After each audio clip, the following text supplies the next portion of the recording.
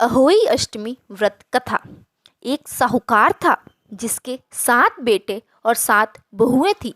दिवाली से पहले कार्तिक अष्टमी को सातों बहुएं अपनी इकलौती ननद के साथ जंगल में जाकर खदान में मिट्टी खोद रही थी।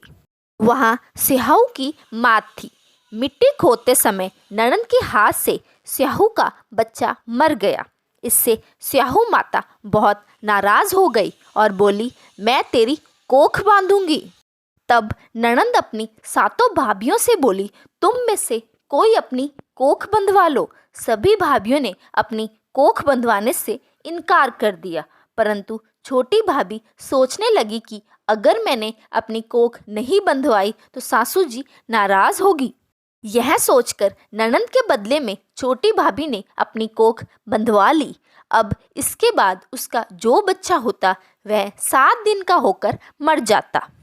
एक दिन पंडित को बुलवाकर पूछा, मेरी संतान 7 दिन बाद मर जाती है, उन्हें बचाने का कोई उपाय बताए। तब पंडित ने कहा, तुम सुरही गाय की सेवा करो। सुरही गाय स्याहू माता की भाईली है, वह तेरी कोख खुलवा देगी, तब तेरा बच्चा जिएगा।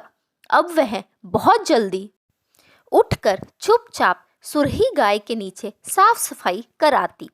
सुरही गाय ने सोचा, रोज उठकर कौन मेरी सेवा कर रहा है, सो आज मैं देखूंगी। गौ माता खूब सवेरे उठी, देखती है कि साहूकार के बेटे की बहू उसके नीचे साफ सफाई कर रही है।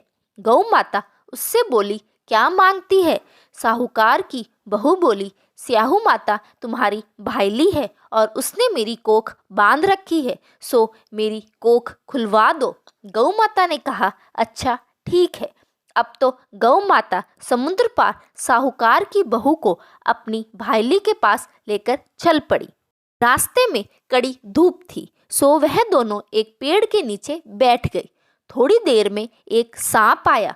उसी पेड़ पर गरुड़ पंखनी का एक बच्चा था। सांप उसको डसने लगा। तब साहूकार की बहू ने सांप को मारकर ढाल के नीचे दबा दिया और बच्चे को बचा लिया।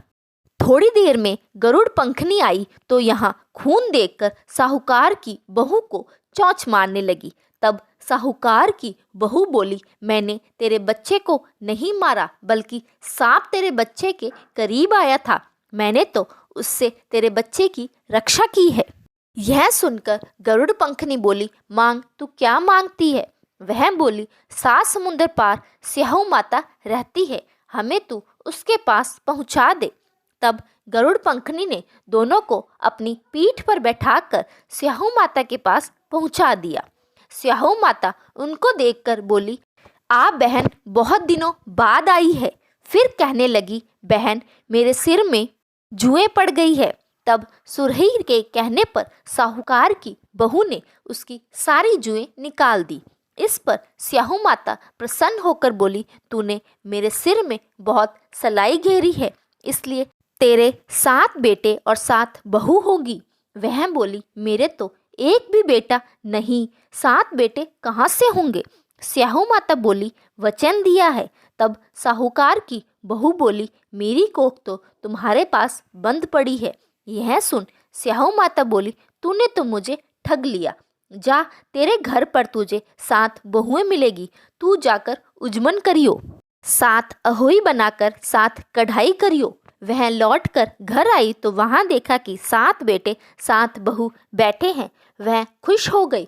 उसने 7 अहोई बनाई, 7 उजमन किए और 7 कढ़ाई करी।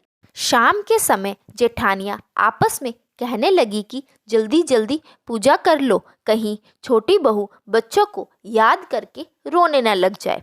थोड़ी देर में उन्होंने अपने बच्चों से कहा, अपनी चाची के घर जाकर देख आओ कि आज वह अभी तक रोई क्यों नहीं। बच्चों ने आकर कहा, चाची तो कुछ मान रही है, खूब उजमन हो रहा है। यह सुनते ही जेठानियां दौड़ी दौड़ी वहां आई और आकर कहने लगी कि तूने कोख कैसे खुलवाई? वह बोली, स्याहू माता ने कृपा करके मेरी कोख खोल दी है। हे स्याहू माता, जिस प्रकार उस साहूकार की बहू की कोख खोली, उसी प्रकार हमारी भी कोख खोलना। एक कटोरी में गेहूं के दाने या फिर हल्दी चावल लेकर कहानी को सुने। इससे सबकी मनोकामनाएं पूर्ण होती है। यहीं पर हमारी व्रत कथा संपूर्ण होती है। इस तरह की और कथाओं के लिए वीडियो को लाइक करें और चैनल को सब्सक्राइब करना बिल्कुल ना भूलें। धन्यवाद।